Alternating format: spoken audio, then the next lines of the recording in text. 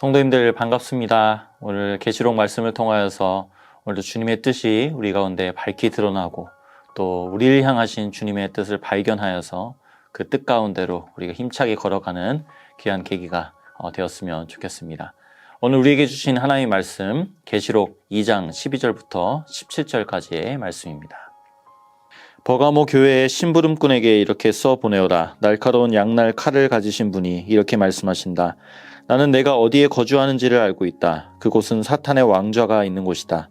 그렇지만 너는 내 이름을 굳게 붙잡고 또 내 신실한 증인인 안디바가 너희 곁 곧 사탄이 살고 있는 그곳에서 죽임을 당할 때에도 나를 믿는 믿음을 저버리지 않았다. 그러나 나는 내게 몇 가지 나무랄 것이 있다. 너희 가운데는 발람의 가르침을 따르는 자들이 있다. 발람은 발락을 시켜서 이스라엘 자손 앞에 올무를 놓게 하고 우상의 제물을 먹게 하고 음란한 일을 하게 한 자다. 이와 같이 내게도 니골라당의 가르침을 따르는 자들이 있다. 그러니 회개하여라. 만일 회개하지 않으면 내가 속히 너에게로 가서 내 입에서 나오는 칼을 가지고 그들과 싸우겠다. 귀가 있는 사람은 성령이 교회들에게 하시는 말씀을 들어라. 이기는 사람에게는 내가 감추어둔 만나를 주겠고 흰 돌도 주겠다. 그 돌에는 새 이름이 적혀 있는데 그 돌을 받는 사람 밖에는 아무도 그것을 알지 못한다. 아멘. 자, 오늘 버가모 교회에 보내신 주님의 말씀을 살펴보면서 은혜를 나누고자 합니다. 우리 미랄교회는 전 세계 수많은 도시 가운데 토론토 한가운데에 세워졌습니다. 그렇다면 미랄교회를 이해하고 미랄교회에게 주신 하나님의 사명을 발견하는데 토론토라는 도시를 이해하는 것이 선제되어야 할 것입니다. 이 버가모 교회도 마찬가지입니다. 13절에 보니까 나는 네가 어디에 거주하는지를 알고 있다. 그곳은 사탄의 왕좌가 있는 곳이다 라고 말씀하죠. 이 버가모는 해발 300m 이상의 높은 곳에 자리 잡은 도시였습니다. 그래서 주변 어디에서도 이 도시가 아주 잘 보였습니다. 또 도시가 지중해 옆에 위치해 있기 때문에 저 멀리 배경으로 지중해 바다가 펼쳐져 있는 정말 환상적인 곳이었습니다. 게다가 이 버가모 도시는 로마의 중요한 행정 도시였습니다. 이 로마 황제가 자신의 칼을 주면서 이 칼을 정의의 칼이라고도 하는데요. 이 칼을 준다는 의미는 버가모 도시의 자치권, 사법권, 이 집행의 권한을 다 준다는 그런 의미였습니다. 그만큼 로마 황제가 아끼는 도시였는데요. 그러니 얼마나 사회 시스템도 잘 되어 있었겠습니까? 누구나 살고 싶은 그런 도시였습니다. 다른 한편으로는 이런 좋은 입지 때문인지 도시 안에 그리스 신화에 나올 법한 온갖 신전들이 가득했습니다. 심지어 로마 황제도 자신을 숭배하는 신전을 여기 세웠으면 좋겠다 해서 자신을 경배하게 했습니다. 이런 배경 속에 주님은 이 버가모를 가리켜 사탄의 왕좌가 있는 곳이다. 어둠의 영이 가득한 곳이다. 이렇게 말씀을 합니다. 누군가에겐 정말 살고 싶은 도시였을 겁니다. 하지만 신자들의 눈에서는 결코 그렇게 매력적인 도시만은 아닙니다. 여러분, 이런 배경 속에서 우리 자녀가 자라간다고 생각해 보십시오.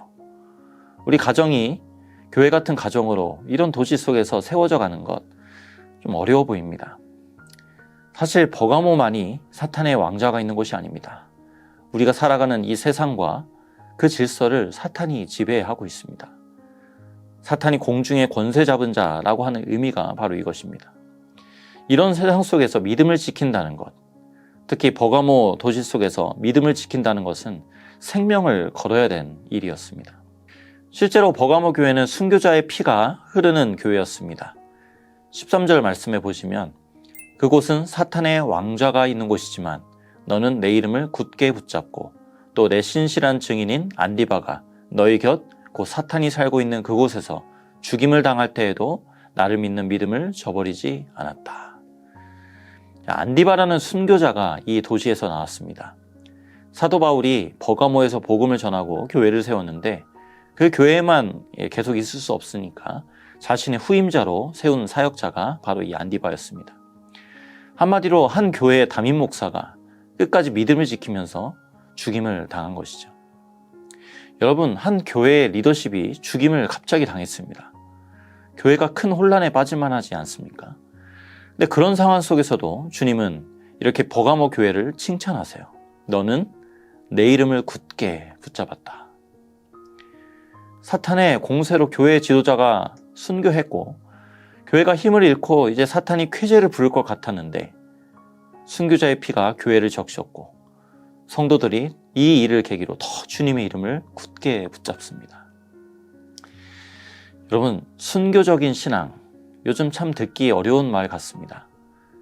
이 세상을 사는 것도 너무 버거운데 우리 신앙까지 그렇게 심각해야 하는가? 이게 우리의 솔직한 마음입니다. 근데 여러분, 순교적 신앙이라는 것이 꼭 내 목에 칼이 들어오는 상황에서만 나타낼 신앙은 아닙니다. 순교적 신앙은 한마디로 죽으면 사는 복음을 믿고 사는 생활입니다. 자신의 죽음으로 생명을 가져다 주신 그 주님을 붙잡는 것이죠. 여러분, 이찬수 목사님 사무실에 가면 대문짝만하게 벽에 붙어있는 문구가 있다고 합니다. 그 이제 액자에 뭐라고 써 있냐면 나는 날마다 죽노라. 정말 죽고 싶으신 겁니까? 여러분, 이 세상에 죽고 싶은 사람은 없습니다. 그런데 내가 죽어야 주님이 사시고 그것이 나의 기쁨이고 주님이 사실 때만이 목사님 자신도 성도님들도 교회도 주님의 복과 은혜를 누리기 때문에 항상 믿음으로 선포하는 거죠. 나는 죽었다. 여러분, 근데 이게 마치 고행을 하듯이 아유 내가 죽어야지 라고 속으로 되뇌이며 그렇게 여전히 살아있는 나를 제어확인하는 게 아닙니다. 예수님과 함께 내가 십자가 위에서 죽었다 선포하고 이제는 내가 사는 것이 아니고 부활하신 주님이 내 안에 사신다는 이 실제를, 이 신앙의 고백을 주님 앞에 올려드리고 그렇게 우리가 살아가는 것이죠. 이게 주님의 이름을 굳게 붙잡았다는 말씀의 의미입니다. 주님이 내 안에 온전히 사실 때 우리 삶의 여정은 그야말로 주님의 행적이 될 것입니다. 죽어야 사는 이 순교적 신앙으로 주님의 생명을 온전히 누리시는 저와 여러분 될 수 있기를 간절히 바랍니다. 자, 한 포인트만 더 살펴보면요. 12절에 주님은 자신을 이렇게 소개하십니다. 날카로운 양날 칼을 가지신 분이다. 자, 앞에서 말씀드린 것처럼 버가모는 황제의 칼을 가졌다고 했습니다. 로마의 황제가 혹은 버가모에 보이지 않는 권좌를 두고 있는 이 사탄이 심판의 권한을 다 가지고 있는 것처럼 보입니다. 하지만 주님은 아니라는 거죠. 사탄도 아니고 로마 황제도 아니고 주님 자신이 교회와 이 모든 나라를 다스리시는 그 권세와 그 주권과 심판의 칼을 가지고 있다 선언하십니다. 그럼 왜 이런 말씀을 하실까요? 버가모 교회는 앞선 말씀처럼 주님으로부터 칭찬도 받았습니다. 근데 말씀의 분량만 봐도 회개의 메시지가 훨씬 많습니다. 14절에 너희 가운데는 발람의 가르침을 따르는 자들이 있다고 말씀하죠. 발람은 민수기에 나오는 주술사입니다. 한마디로 경제적인 이득을 놓치고 싶지 않아서 하나님의 백성들을 세상의 음란에 빠뜨리고 우상 숭배로 유혹한 게 이 바로 발람입니다. 버가모 교회가 심판받을 제목이 똑같았습니다. 버가모 교회는 목에 칼이 들어오는 큰 위협에 끝까지 믿음을 지켰어요. 그런데 사회적이고 경제적인 이익 앞에서는 쉽게 믿음을 타협해버린 거죠. 어떤 목사님이 그랬습니다. 우리는 태산이나 커다란 바위에 걸려 넘어지지 않는다. 잘 드러나지 않는 돌뿌리에 걸려 넘어진다. 예, 정말 그렇습니다. 마귀는 적어도 오늘 토론토에 사는 저와 여러분에게 교회 나가지 못하도록 생명을 위협하는 그런 도전을 하지 않습니다. 오히려 종교 생활을 적극 권장합니다. 주일 성수 잘하고 헌금 생활 잘하고 교회 봉사도 열심히 해라. 다만 세상의 이득은 꼭 확보해라. 일단 살고 봐야 믿음 생활도 잘하는 것 아니겠냐. 15절 말씀에는 그런 차원에서 니골라당의 가르침을 따랐다고 합니다. 이 니골라당의 가르침은 한마디로 영적인 세계가 중요하지 육체는 중요하지 않다는 겁니다. 영적인 세계가 중요하고 우리의 일상의 삶은 뭐 어떻게 살아도 괜찮다는 것입니다. 종교 생활의 특징이 무엇입니까? 모든 종교적 행위, 예배, 헌금 생활, 봉사 그 모든 것들 속에서 주님과의 관계가 실종된 겁니다. 일상의 신앙생활이 종교 생활로 전락되는 것도 똑같습니다. 내 믿음의 대상이 주님 대신에 그 무엇으로 대치될 때 그것은 종교 생활이 됩니다. 17절에 이기는 사람의 특징을 이렇게 소개하시죠. 이기는 사람에게는 내가 감추어둔 만나를 주겠고 흰 돌도 주겠다. 여러분, 감추어둔 만나가 무엇을 가리킵니까? 주님은 광야에서 너희 조상은 만나를 먹어도 죽었다고 하시면서 요한복음 6장 51절에 이렇게 말씀하십니다. 나는 하늘에서 살아온 살아있는 떡이니 사람이 이 떡을 먹으면 영생하리라. 내가 줄 떡은 곧 세상의 생명을 위한 내 살이니라 하시니라. 주님이 우리의 참 만나가 되신다고 말씀합니다. 또 흰돌을 주겠다고 하시는데 고대 이스라엘에서는 재판관들이 승리를 선포할 때 이 흰돌을 사용했습니다. 주님은 바로 우리가 흰돌을 가진 존재라고 말씀합니다. 여러분, 우리는 싸워 이겨야 하는 존재가 아닙니다.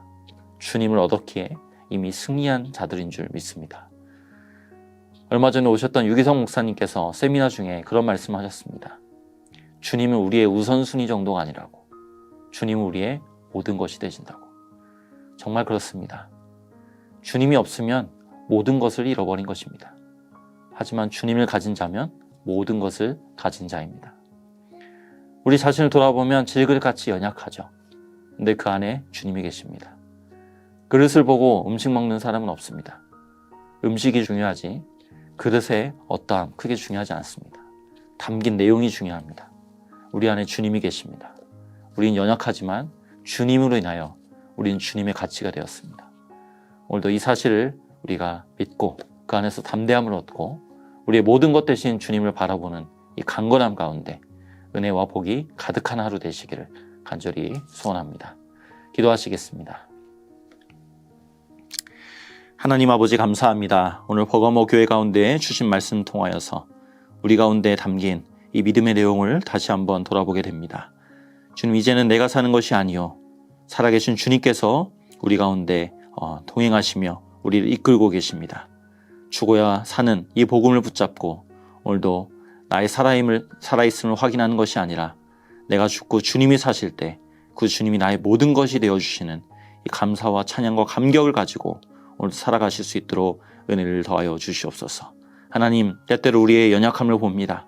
정말 질그릇같이 깨지기 쉬운 내 자신에 낭망할 때도 있습니다. 그러나 그 안에 주님이 담겨 있습니다. 내 안에 주님이 오셨습니다. 그 주님을 바라보며 주님께서 생명을 다 바쳐 나를 구원하셨다는 것, 나의 가치가 주님의 가치임에 다시 한번 감격하며 오늘도 그 주님을 바라보며 강건하게 승리하실 수 있도록 이 승리를 선포하며 우리 승리를 맛보는 이 누림이 우리 가운데 가득할 수 있도록 온종일 우리 가운데 함께 하시고 은혜 더하여 주시옵소서. 감사드리며 예수 그리스도의 이름으로 기도드립니다. 아멘.